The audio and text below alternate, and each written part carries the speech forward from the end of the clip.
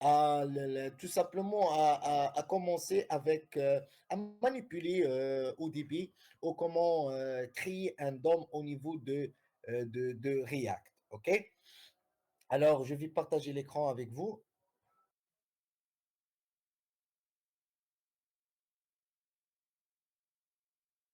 Alors, voilà.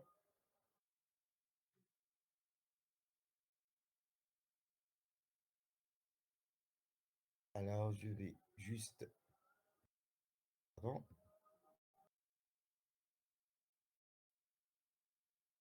voilà. Alors, je vais diviser l'écran comme ça pour organiser l'écran, pour commencer le travail. Alors, bien sûr, nous avons dit que le React ou l'application principale de React, c'est le app GX, GSX. Alors, maintenant, je vais faire quoi? Je vais, bien sûr, je vais effacer tout ça. Je vais vider la DOM. Alors, voilà. Ici, je vais vider la DOM comme ça. Voilà. Alors, ici, je vais vider la DOM. Bien sûr, ici, je vais tout simplement, voilà, je vais effacer tout ça. Voilà. Ici, je vais écrire par exemple H1, la DOM. Tout simplement, ici, tu vas travailler avec le HTML. OK? Je vais mettre un titre H1, par exemple. Je vais mettre un titre, par exemple, je ne sais pas, le nom article, par exemple. Nom article.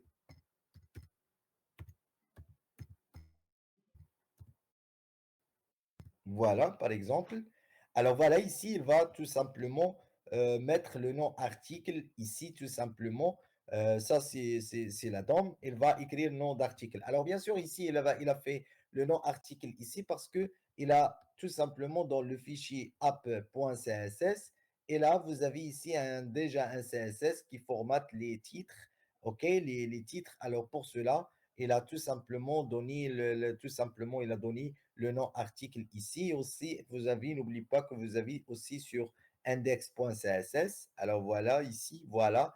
H1, il a donné la taille font 3.2, line height. Alors par exemple, si j'ai enlevé le min height, il va tout simplement augmenter le titre. Alors pour cela, je vais effacer tout le CSS au niveau de index et aussi tout le CSS au niveau de app. .css. Voilà aussi, je vais supprimer tout. Voilà, je vais travailler maintenant sans CSS. Alors voilà, pour cela, j'ai vidé tout simplement. Alors ici, par exemple, j'ai écrit un nom article. Alors, par exemple, je vais écrire, par exemple, tout simplement un autre paragraphe ici. Alors ici, si tu écris, par exemple, la balise P, alors automatiquement, React, il veut dire tout simplement que vous avez un problème. C'est quoi le problème? Ça veut dire au niveau de React, tu peux pas écrire des composantes comme ça sans un composante parent. Ça veut dire tout le temps, il doit écrire un composante parent. Ça veut dire quoi le composante parent? Par exemple, si vous voulez travailler comme ça, tu vas avec un titre et avec un paragraphe, tu vas mettre tout ça dans une division. Voilà, comme ça, tu vas écrire dans une division. Comme ça, il va accepter. Pourquoi il va accepter? Parce que tout simplement, comme ça, il pense comme ça, que tout le temps, il doit avoir tout simplement ce qu'on appelle un composante parent. Voilà, une division parent. Tu ne peux pas avoir juste deux divisions enfants. OK? Alors pour cela, il va afficher tout simplement un message d'erreur quand tout simplement, il va afficher un message d'erreur si vous avez écrit tout simplement la balise H1 et P directement sans une balise qui va présenter comme une balise parente. Aussi, vous avez le compteur comme ça. Tu peux travailler comme ça en React. C'est un compteur proposé en React. Si vous voulez tout simplement travailler à l'aise, tu peux travailler comme ça. C'est un compteur qui vous permet tout simplement de travailler facilement comme ça. Voilà. Alors ici, tout simplement, vous avez tout simplement ici, vous avez écrit un H1, le nom d'article. tu peux écrire aussi une petite paragraphe de, par exemple, de 30, par exemple. Voilà. Pardonnez-moi. Voilà, une paragraphe. Alors voilà, ici, il a écrit une paragraphe tout simplement. Alors ça veut dire que tu travailles tout simplement comme tu travailles comme, ça veut dire tout simplement tu travailles comme tu travailles dans une page HTML. Alors pour cela, on a dit que le format GSX, et c'est tout simplement, c'est un format qui nous permet tout simplement d'interagir et d'intégrer le HTML facilement dans des fonctions tout simplement GS. Alors, comment il travaille le GS? Tout simplement, vous avez ici une partie d'importation. À chaque fois, vous voulez importer un fichier, tu vas importer dans la partie en haut. Alors, par exemple, ici, j'ai importé le fichier app.css. Ça veut dire si je veux, par exemple, manipuler les balises, alors je peux passer, par exemple, ici le app.css. Si j'ai écrit, par exemple, ici H1, voilà. Et je vais dire, par exemple, ici, font size.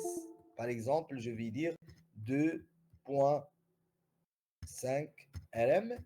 Alors voilà, automatiquement, la taille de notre, tout simplement, de notre titre sera augmentée, tout simplement. Pourquoi? Parce que, tout simplement, au niveau de app.js, on a fait l'appeler, tout simplement, le fichier app.css. Ça veut dire tout le temps, cette partie, il est réservé pour importer les fichiers ou les composantes avec laquelle vous voulez travailler votre interface et votre DOM. Alors, tout simplement, le fichier GSX, il travaille avec la notion de fonction. Alors, voilà, fonction ici. Et chaque fonction, il va retourner un DOM. Et ici, on va faire quoi? Export default app. Ça veut dire, ici, j'ai dit tout simplement, quand le client va demander le app.jsx, tu vas exporter tout ce qui est écrit dans entre les parenthèses retourne et l'ouverture de entre les deux parenthèses de retour de l'application app.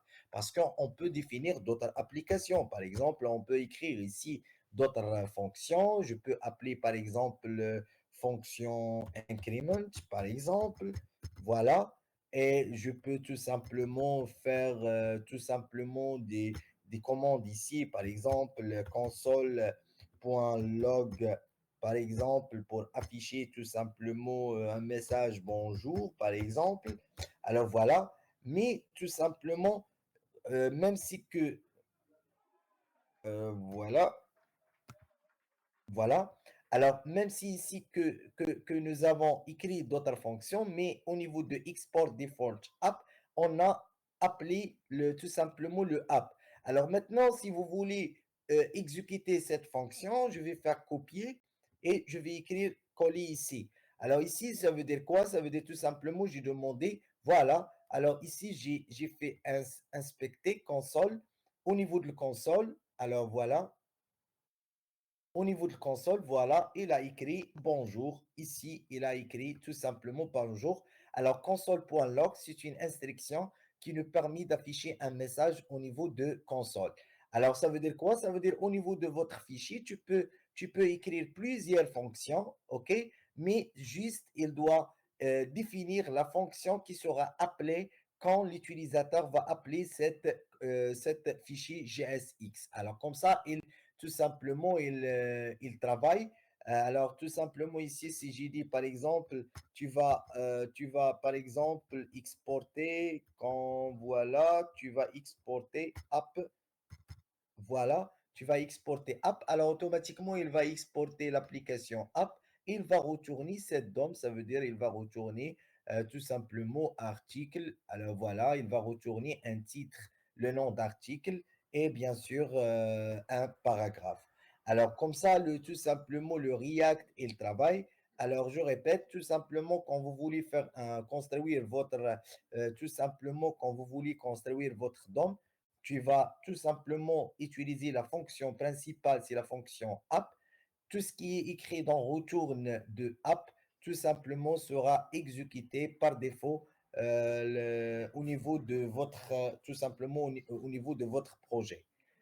D'autres choses ici, quand tu écris retourne, tout simplement, le React, il n'accepte pas que tu travailles avec tout simplement, avec des balises, tout simplement, des balises enfants. Elle doit toujours encadrer par une balise parent. Alors, pour cela, ici, au niveau de React, nous avons tout simplement, nous avons un container qui vous permet tout simplement de délimiter, tout simplement, les composantes enfants pour éviter cette erreur. Alors voilà, on a commencé bien sûr la première utilisation et comment utiliser notre projet React et comment modifier notre DOM. Alors, est-ce que vous avez des questions jusqu'à maintenant avant de passer d'autres choses? Alors, est-ce que vous avez des questions? Est-ce qu'on a bien... Alors voilà, tout simplement au niveau de React.js, nous avons tout simplement la fonction principale, qui est la fonction app. OK? Ça, c'est la fonction principale. Voilà. Alors, app,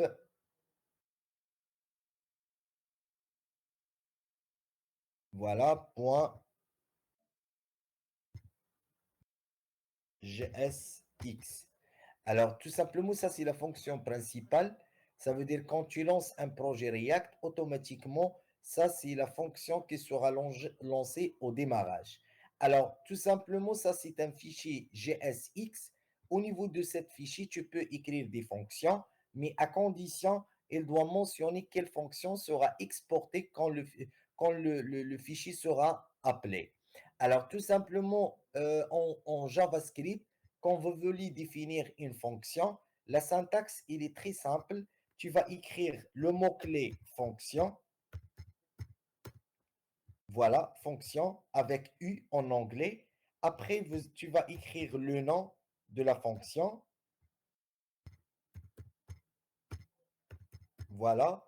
Et entre les parenthèses, tu vas écrire les paramètres ou ce qu'on appelle les propriétés, voilà, les paramètres ou les propriétés de la fonction. Et entre l'accolade de débit et l'accolade de fin, tu vas tout simplement écrire les instructions ou les codes que vous voulez. OK? Et vous avez bien sûr l'instruction return. Ça veut dire quoi l'instruction return? Ça veut dire tout simplement, tu vas retourner quand tout simplement quand la fonction sera appelée, il va retourner tout simplement les différentes balises, voilà, les différentes balises HTML et aussi les données dynamiques. Voilà, aussi données dynamiques. Voilà. Et aussi les données, ce qu'on appelle les données balises HTML et aussi les données des dynamiques. OK? Alors, tout simplement, ça, c'est pour tout simplement pour écrire une fonction en JavaScript. Ça, c'est la syntaxe. Tu vas utiliser le mot-clé fonction. Tu vas écrire ici le nom de la fonction. Ici, vous avez entre parenthèses, tu vas écrire les propriétés. Voilà, les props. Voilà, les propriétés. Si vous avez des propriétés, vous voulez passer. Et vous avez tout simplement entre la l'accolade de débit et la l'accolade de fin, vous avez l'instruction retourne. Et bien sûr, la fonction va retourner tout ce qui est écrit ici. Alors, bien sûr, ici, on va écrire quoi? On va écrire les balises HTML pour construire, bien sûr, la DOM. Et on a tout simplement les données dynamiques qu'on va tout simplement gérer avec les fonctions JavaScript. OK? Alors, comme ça, tout simplement, on va manipuler notre don.